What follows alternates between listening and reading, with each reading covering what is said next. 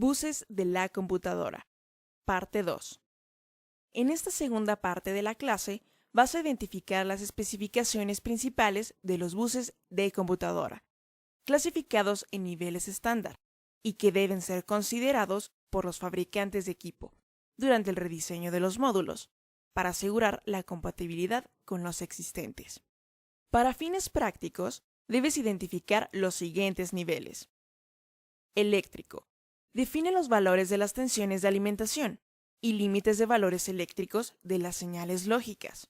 Por ejemplo, un 1 lógico de 2 a 5 volts y un 0 lógico que va de 0 a 0.8 volts. Mecánico. Define la forma y tamaño de los conectores, número de contactos del conector y número de dispositivos que soporta. Lógico. Define la descripción de los pines y especifica la función de cada señal, bus de datos, bus de direcciones, bus de control. Además, asigna señales a los contactos del conector. Especificaciones de buses. Bus PCI. Nivel eléctrico. Utiliza dos niveles de voltaje para señalización, de 5 y 3.3 volts, siendo este último el más utilizado en equipos modernos. Nivel mecánico. Existen tres diferentes tamaños de socket: largo, corto y de longitud variable. Los largos tienen un extensor que permite compatibilidad con ISA y con EISA. El número de pines es 94. Las dimensiones se observan con cotas en milímetros. Nivel lógico. La distribución de señales por pin se muestra a continuación. Tiene disponibles 32 o 64 bits para la transmisión de datos, así como para el direccionamiento de memoria sobre los mismos pines. Bus SATA. Nivel eléctrico. Utiliza voltajes menores a 250 mV para la detección de cero. Tiene tolerancia de entrada de 2.1 volts y de salida de 3.3 para el caso de los datos. Para la alimentación de dispositivo existen voltajes de 3.3, 5 y 13 volts. Nivel mecánico. Existen dos segmentos en la interfaz SATA. El primero es utilizado para los datos y el segundo para la alimentación. El número de pines en el primero es de 7 y en el segundo de 15. Nivel lógico. Al tratarse de un bus tipo serial, solo existen dos canales, uno para transmisión A y uno para recepción B, ambos pares diferenciales. Bus PCI Express. Nivel eléctrico. Utiliza voltajes menores a 400 mV para la detección de cero y de 800 a 1200 mV para la detección de 1. Los voltajes de alimentación utilizados son de 12 y 3.3 volts. Nivel mecánico. Existen 4 diferentes tamaños para el socket de PCI Express. Estos son 1X, 4X, 8X y 16X. Los tamaños de los conectores para cada uno de ellos soportan un diferente número de pines. El 1X tiene 36, el 4X tiene 64, el 8X tiene 98 y el 16X tiene 164 pines. Los pequeños son compatibles con los de mayor tamaño, siendo 1X compatible con todos los demás. Nivel lógico. La asignación de señales es como se muestra en la tabla. Bus USB. Nivel eléctrico. Utiliza de 0 a 0.3 volts para la detección de cero y de 2.8 a 3.6 volts para la detección de un 1. Los voltajes de alimentación utilizados son de 5 volts. Nivel mecánico. Existen 6 diferentes tamaños para los conectores USB y se dividen en tipo A, tipo B, mini A, mini B, micro A y micro B. Cada uno de ellos con diferente número de pines, como se puede observar. Nivel lógico. Distribución de pines. El primero para el voltaje del bus, el segundo y el tercero para datos, el cuarto para tierra. Si es de 5 pines, el cuarto se usa para identificación y el 5 para tierra. Recuerda que es muy importante que identifiques las especificaciones principales de los buses de la computadora, clasificados en niveles estándar, y que deben ser considerados por los fabricantes de equipo para asegurar la compatibilidad. El nivel eléctrico define los valores de las tensiones de alimentación y límites de valores eléctricos de las señales lógicas. El mecánico define la forma y tamaño de los conectores y un número de contactos del conector. El nivel lógico define la descripción de los pines y especifica la función de cada señal, bus de datos, bus de direcciones, bus de control, y asigna señales a los contactos del conector.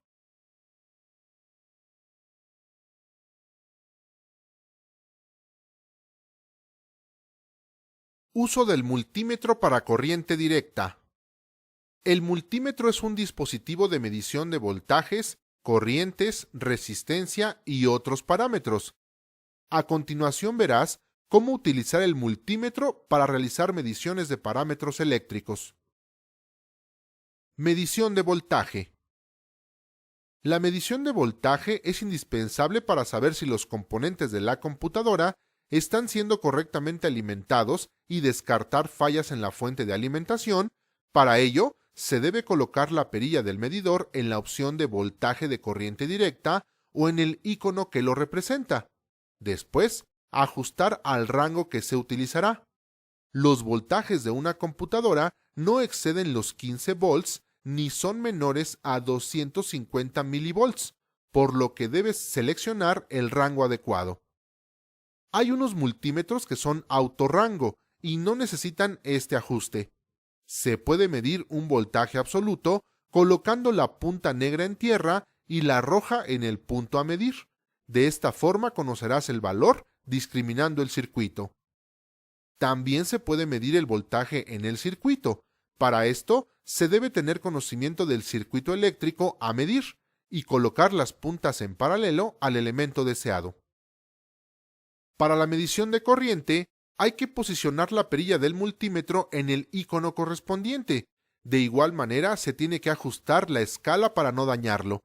Existen algunos que cuando se requiere medir corrientes mayores a 1 o 2 amperes, necesitan hacer un cambio de bornes de conexión.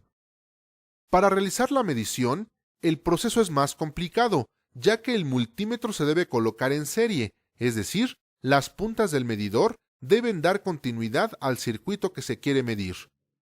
Conociendo los valores de voltaje del componente y su resistencia, se puede calcular su corriente sin necesidad de realizar la medición, por medio de la fórmula de la ley de Ohm.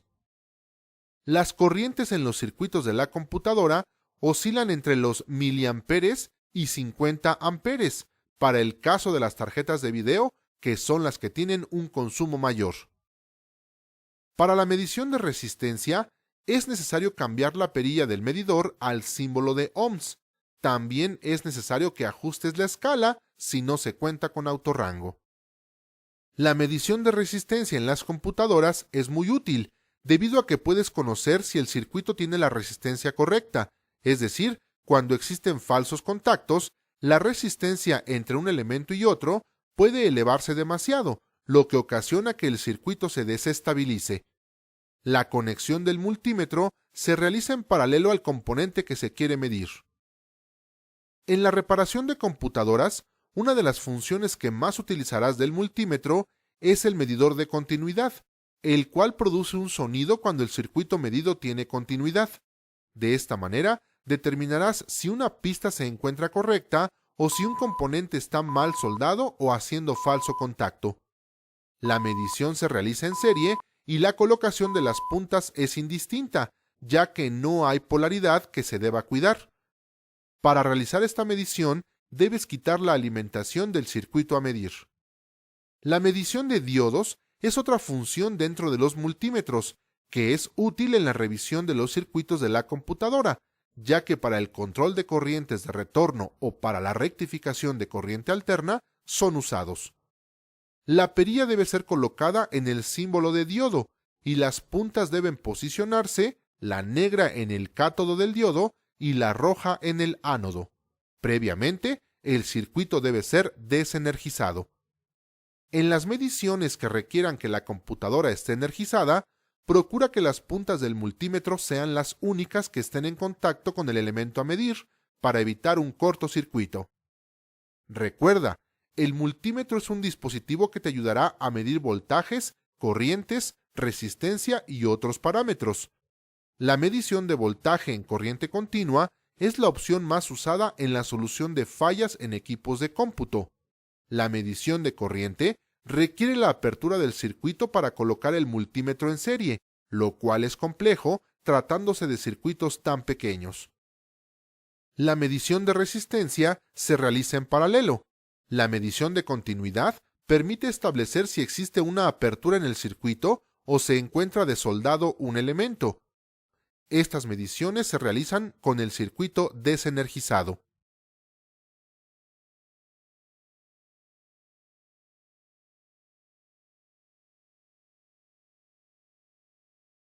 Uso del multímetro para corriente alterna.